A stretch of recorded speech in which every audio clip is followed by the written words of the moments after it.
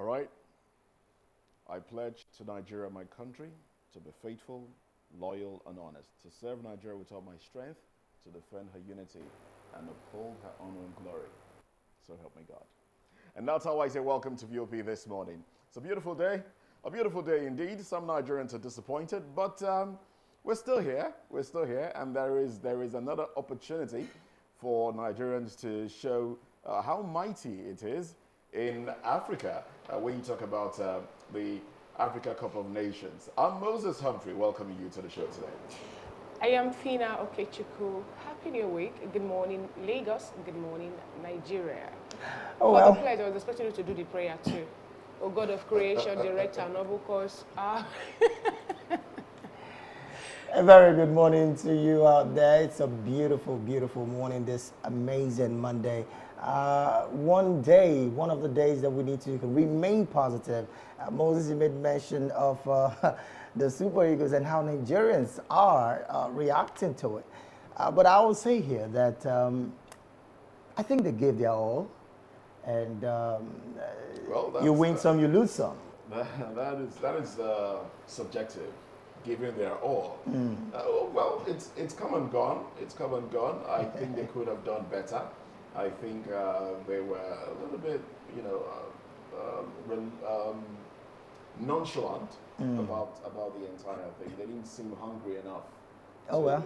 Would you say it's a case of pride goes before a fall? No. I would not want to.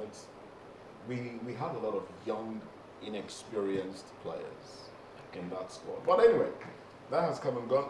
The unfortunate part for me is it became an extended mourning weekend for Nigerians.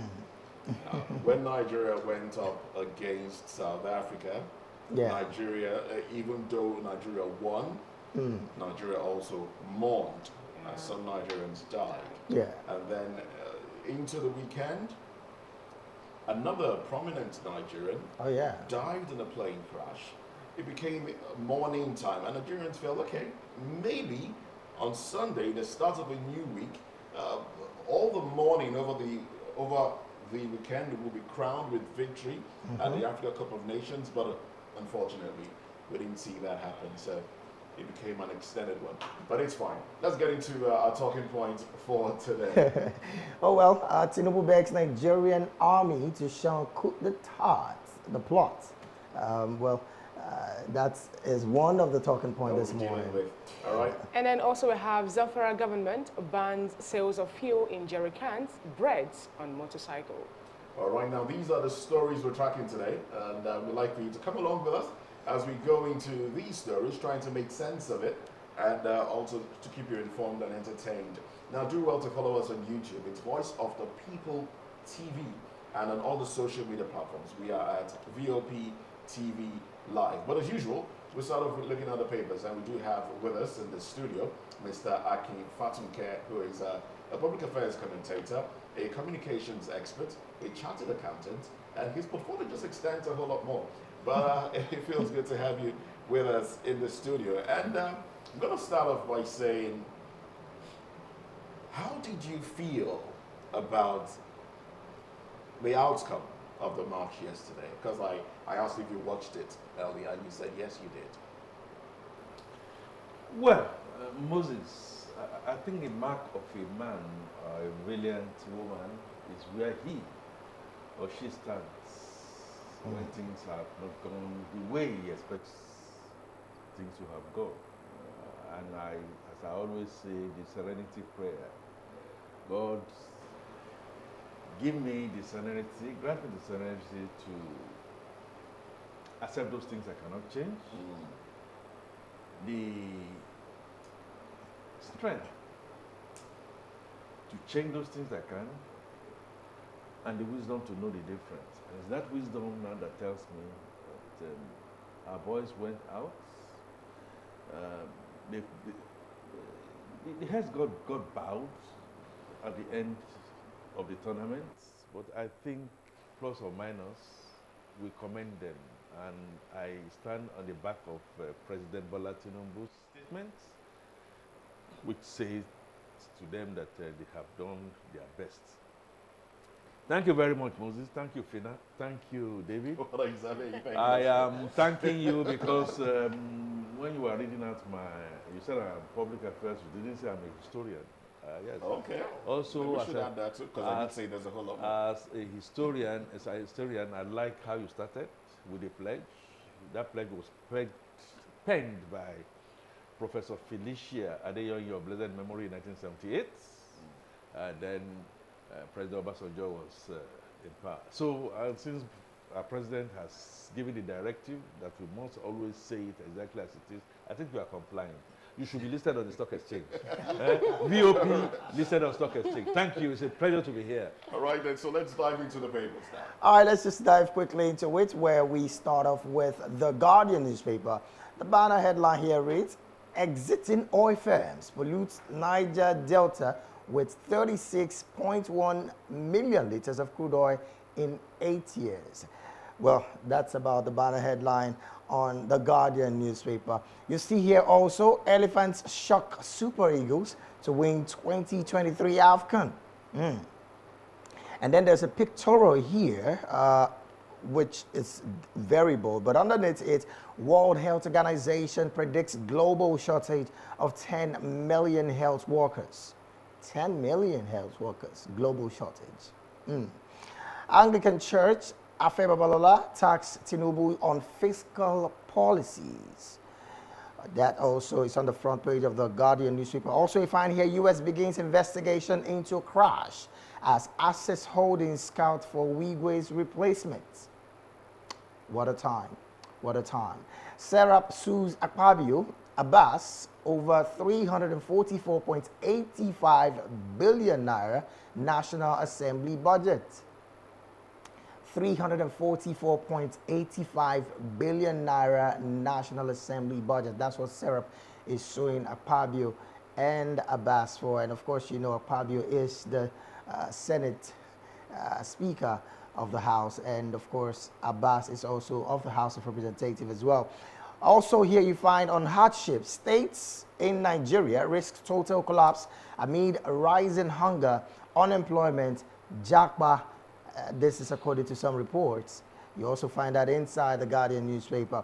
And then also you find here Tinubu berates ASU others for criticizing student loan scheme. Says no going back. Okay. And then the final headline here on the front page of the Guardian newspaper, APC aspirants suspend participation in Edo global primaries. Okay.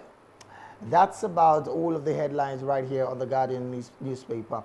Mr. Q, which of these headlines would you want to quickly react to? So, well, I like to say that's the one that the whole of Nigerians are reacting to, the loss of HOW. That's how we call him back in the day. It's personal to me because we both trained in a farm that is called Coopers and Lyman, now PricewaterhouseCoopers. He came in, and I think the senior brother too came in around the same time to start the process of doing ICANN exams. The senior brother dropped along the way, but he went through and got qualified. I am not only saddened, but I also say that our path went different ways. I went to the oil and gas. Of course, Herbert went to the financial sector. One lesson I learned, there's a concept we call sunk costs. If it is sunk, it's sunk. It's gone, right? What can we learn from it? One lesson that I think is moot and proper is one of the things we are taught in safety and security. You cannot put yourself, your wife, and your children in the same car going on a journey. Talk less of putting yourselves in a plane. From what I gathered, getting to California and 1.5 hours to go to Las Vegas, they thought they could risk the chopper. Unfortunately, weather conditions. Okay, again, like I said, that is gone. Herbert was larger than life. We all know that. He had his hands in the arts. He had his hands in entertainment. He had his hands in fintech. He had his hands in education. Of course, you know, Wigwe University. I also like to say to all of us sitting here, and by extension, those who are listening to us, that we should always consider that today might be our last day. People go out of their homes and houses, they don't return for one reason or the other. So we need to make sure we put our acts together, and there is no limit. Herbert was 57, no doubt about that. But from about 40, 45, let's begin to do the what-if questions. Wigwe University, I am prayerful that we will not die and should not die, and I don't think he's going to die. He has taught so many. You know, when he was asked that what should he be remembered for, and he said it's about bringing smiles and taking people to their highest potentials in whatever field, especially in the fintech, and he has taken it to the African continent. That is the story that touches me most. That is the story that I think I like to say a deep, very deep. He left Nigeria, went to the UK, picked the wife Chizoba, picked his son, Susie, and off that happened. I believe Nigeria will not only learn a lesson, virtually all parties, when I say parties, I'm talking political parties, parties in government and the opposition have expressed their deep condolences to the Wigwe family, especially to the dad, Engineer Shengo Wigwe, who was a Director General of NTA. May the Lord God Almighty wipe our tears and teach us to number our days for us to be able to apply ourselves unto wisdom. Our heart goes out to the family as well. Yeah. But right now, let's go to the streets of Lagos. Let's look at what Nigerians are saying concerning stories from the dailies. Tosin, good morning to you. What are Nigerians saying? It's a beautiful morning, Lagos, and I'm in the streets of Lagos to get a reaction from you. What that news is, what that news item that interests you in the news this morning. A couple of things in the news this morning. When it comes to the news, when it's happening during over weekend, we heard of two illustrious sons of this country in the person of Wigwe and Femi Ogunbawo. Wigwe is the former chairman of is the CEO of Access Holdings. Ogunbawo is also is a former chairman of the Nigeria Exchange Holdings. There's also the news of the Super Eagles also losing yesterday the African Cup of Nations final in Cote d'Ivoire. Let's hear from a Nigerian. What interests him in the morning? Good morning, sir. Good morning. Please, sir, what interests you in the news this morning? Okay, many things.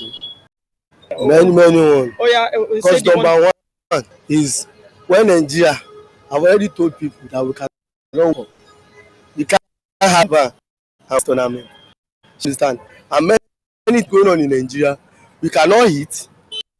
Food is very expensive. Rice now is 7,000, and you want to see many things. I don't have health, good hospital in this country. About leave us about 2 weeks ago, go to France and secure himself and come back to Nigeria and want to expect us to win this tournament. As in, what do you feel? Feed myself, God, for the last how many days? Now they are banning many things in Lagos State. I don't know, maybe it's Nigeria generally. Sure, you understand? Take away, maybe action bitter in sachet, and they are claiming that why they want to ban it is because of it's blocking the gutter. The people that escape, what do you want to say about that? Is that an excuse? They should think now. We lose many jobs. There is no job already. They're banning many things. How do you want Nigeria to be good? Do you want a good thing and you want a bad thing? Their work, anything from ask people in order because people are feel hungry. Them, they have many security. Me, I cannot work around 7 o'clock, 8 o'clock. How do you want us to feel that? Eh? Thank you, sir. Thank you very much, sir. Thank you for your time. You can hear from him this morning. These are some of his thoughts about what is going on in the news, of what is going on in the news. For Voice of the People TV, Oluwatosin Ejalonibu, back to the studio. Thank you very much, Tosin. Apparently, another Nigerian was itching to speak as well, while Nigerians are hungry, to say the least. Quite interesting that he did a quick switch there.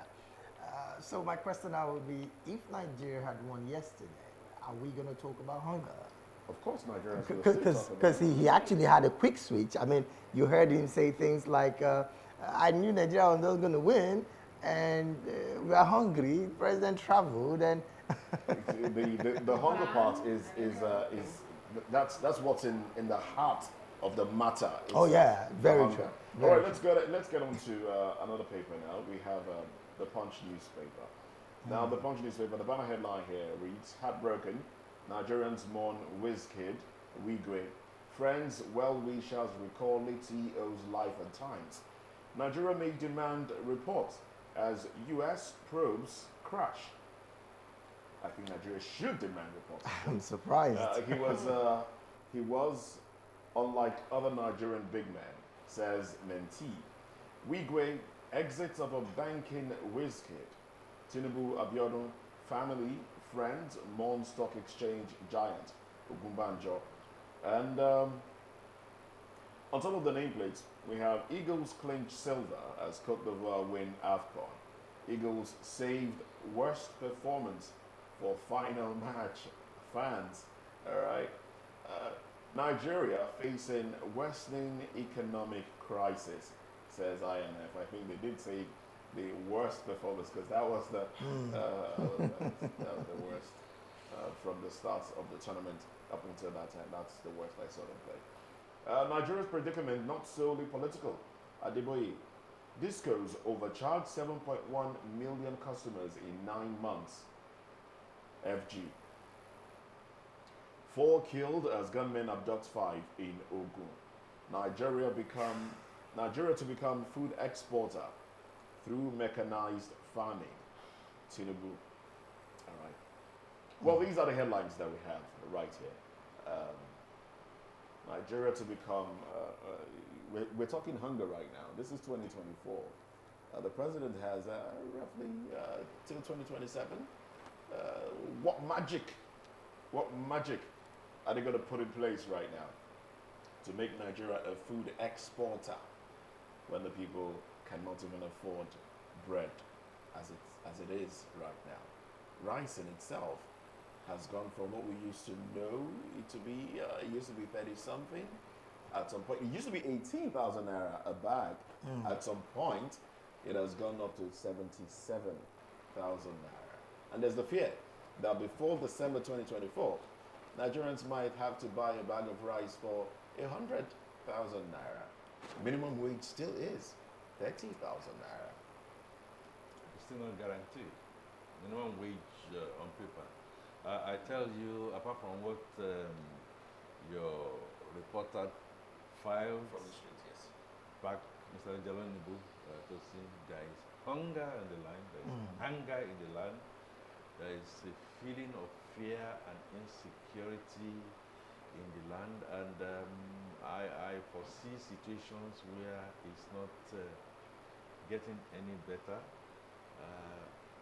It's also safe to say that the navigator, who should naturally be the chief samurai, the chief pilot,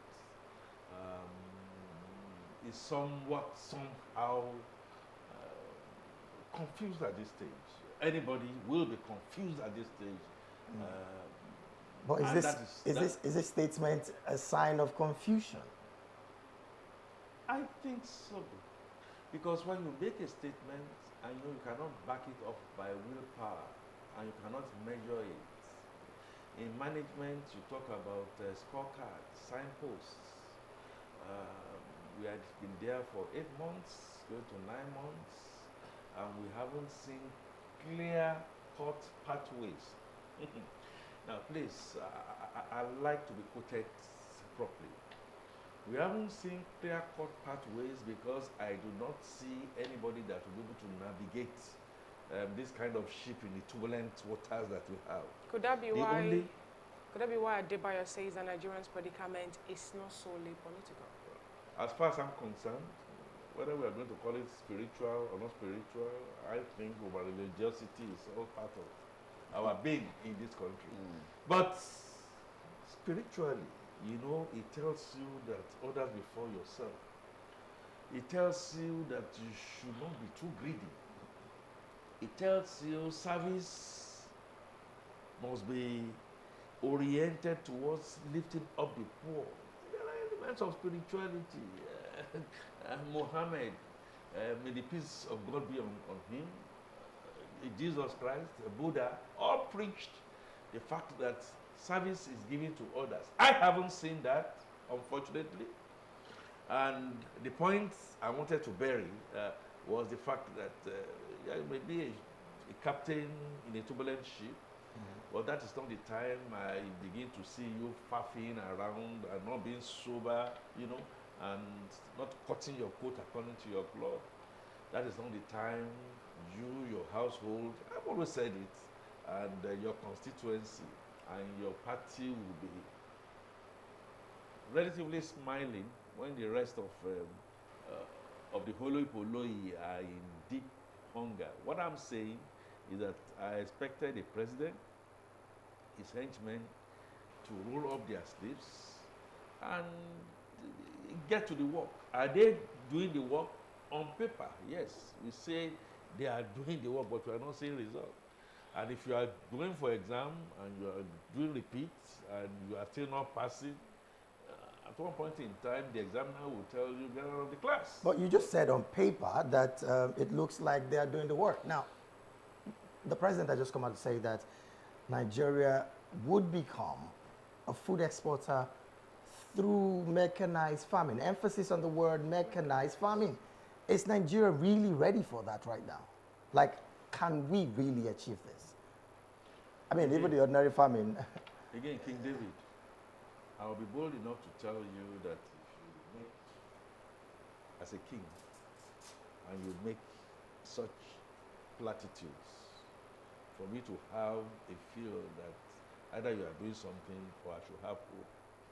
But when that hope has gone fallen, sorry, I am not going to follow you. How can you be talking about mechanized farming? How can you be talking about net exporter when internally we have not even fed ourselves? When internally those who are supposed to be doing little bits here and there are unsafe, they cannot get when we have so much insecurity. Unfortunately, this time around, I will be such a pessimist that if this was said, and it was actually said in manifestos, action plan, hope renewed, you got there, and you found that, yeah, your hope renewed is going to be a crash land. What do? A sane person now then sits to himself or herself, God unto thy hand, I lift my head. That's not going to be the time that people around you will be buying SUVs and then you'll be doing. I mean, it's just not making sense now. Yeah. It may not be his direct action, but he has inherited it. We are not going to pity him. The point is we are not getting the right results. And if we are not getting the right results, I am afraid. But don't you think the president have something to put in place? He actually came out to tell us that we should try to be, positive and even talk good of the country, and also assured us that, there's a light at the end of the tunnel. I don't think actually has so many things, he's working on the ground to make sure that the renewed hope actually come into reality. Nina is talking like a mother, isn't it? Yeah. I mean, a mother will always tell you, my son, my friend, my husband, there will always be a light at the end of the tunnel. But we have a tunnel in Nigeria that either in the middle or at the beginning, we don't see any light whatsoever. And we've gotten to the end of our theater.